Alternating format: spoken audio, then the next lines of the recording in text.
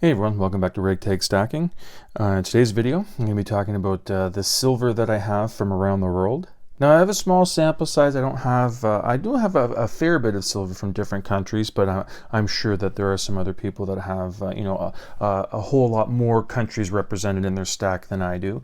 But I have a nice little assortment here, and let me know in the comments how many countries you have represented in your stack, because I'm going to go over the ones that I have here from the different countries, and then at the end give a grand total. I mean, it's not too big. As I said, I'm sure some of you are going to be lapping me with how many countries you have in your stack.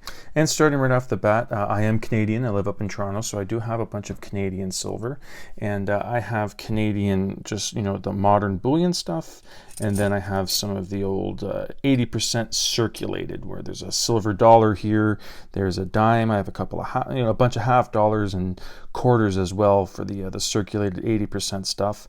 But yes, the first country I'm showcasing here is my home country, which is Canada, and they do have beautiful products. I really like the modern bullion coin here, where it's got all the security features with the radial lines and the micro engraved little maple leaf at the bottom there.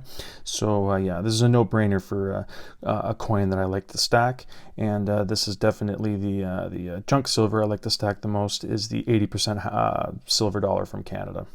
And America is the same as the Canada for me, where I have the modern bullion American Eagle, and then I have a bunch of circulated constitutional or junk silver, whichever one you want to call it. I have plenty of half dollars and dimes and quarters. So the first two that I showed here is makes up the bulk of my stack, is silver that I get from Canada and the States. So I'm showing you these three coins specifically because, it says Nui on here, which is a country, Tuvalu obviously is a country, and this one is a Filipino centavos. So I'm going by the country that is on the coin, because this one here was actually made by the New Zealand Mint. This Tuvalu one was actually made by the Perth Mint, and this one down here was actually made by the US Mint. But as far as, especially the coin that's circulated, that was obviously circulated in the Philippines. So, it was made by the US Mint, but it was used in the Philippines. So I'm going by the country on the coin. And for the modern bullion stuff, I'm doing that as well. Obviously, it's not circulated stuff that, you're going to be buying groceries with and stuff like that. But this is, legal tender, and it does have the country name on it. So I'm going by the name on the coin for these three here. So that's three more countries to tack on top. And the last country where I have both the modern and circulated coinage is Mexico. The Libertads are one of my favorite coins to pick up, and this 5-ounce Libertad might be my favorite coin in my entire stack. And I also have some circulated silver from there as well. This one is a 5 peso with Hidalgo on there. And one of the things that I really like about the Mexican circulated is that it shows you the percentage there at 72% silver. It shows you the weight at 18.055 grams. Then it has the year and exactly what it is, which is the 5 peso. And I always love the Mexican crest there with the eagle biting the head off of a snake. I always found that cool. And then the back of the Libertad here has that same crest, but it also shows the other ones that have been in use by the country as well. That one is the current one for Mexico. I have plenty of coins from Australia. The kangaroos, they milk spot quite a bit. Couldn't quite find my kookaburra, so I do have a roll of the Australian koalas. So this one is representing Australia for me. I do like this version of the koala, where it's got like the mirrored-like border and the frosted letters and background there. But the kangaroos, the koalas, the kookaburras, the 2022s, they all have different designs. And I would like to pick up a few of those, just because I do like the new design for 2022 of those coins from the Perth Mint. And they do a good job. Other than the kangaroo is kind of my least favorite coin from the Perth Mint. It does milk spot quite a bit, and it's kind of boring compared to some of the other designs they have on other coins. Then I have a few pandas from China. This one is the current year, 2022. I really like this one because it's got the 40-year privy mark there with the panda as the O. And yeah, this one's 2022. And this one is from 2015, and it's actually the last year that these pandas were a full troy ounce. Now, as you can see up there, it's 30 grams for these pandas. And a troy ounce is 31.1, so it's not like it's missing a lot. But yes, the pandas are no longer 1 full troy ounce. And this one here is the last year, which is the 2015. So yeah, that's another country on the board here is China.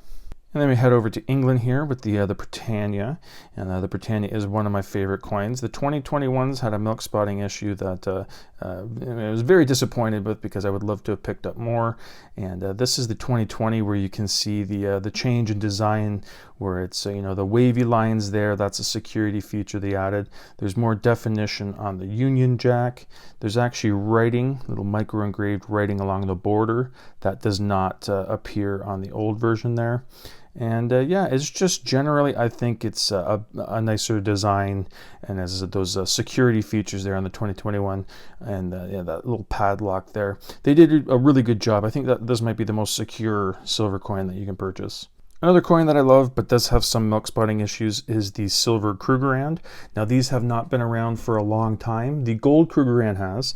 In fact, the gold Krugerrand I believe was the first investment grade bullion coin that you can get, a gold coin, I believe back in 1967. But these silver ones I believe started in 2017 or 2018. And yes, these are from South Africa, and I really like the classic design of the Krugerrand here. And on the reverse there, it has the South African. I believe his name is Paul Kruger is the man that's on there. And killer beard. I always like the beard on there. But yes, these I've been finding have some milk spotting issues as well, so I haven't been picking up as many of these as I would like to. Sorry, my phone was at max memory, so I had to delete some stuff, and I have a little bit of a lighting issue here, but I'm going to finish off this video.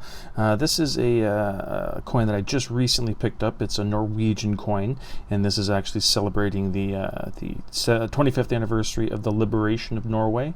And this is something that I would like to get more of. I just want to get a random assortment of some European coin, or not European, but just different circulated coins from around the world. Nothing with like a lot of numismatic value or slabbed coins or anything like that.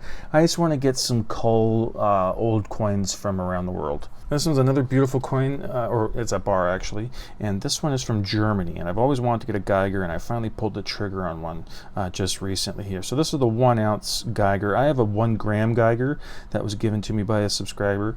And yes, there's a 10 ounce Geiger that I would like to get, but those I have not seen, or when I do see, they sell out very, very quickly. But I'm glad that I got my hands on one of the 1 ounce ones. And of course, this Germania mint bar. And of course, with a name like Germania, you would 1000% think that this is from Poland, because that's where it's from. So yes, even though it's the Germania mint, I was confused by that a little bit.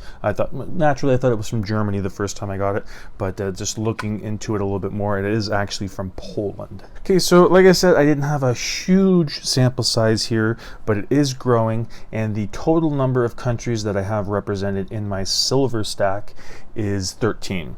And like I said, I would like to hear from you guys if you have a bunch more, or if you have less. I would like to hear the countries that are represented in your stack, and I'd like to see who in the comments has the most countries represented, because there are a lot of people that like having the circulated coins and have a collection of those.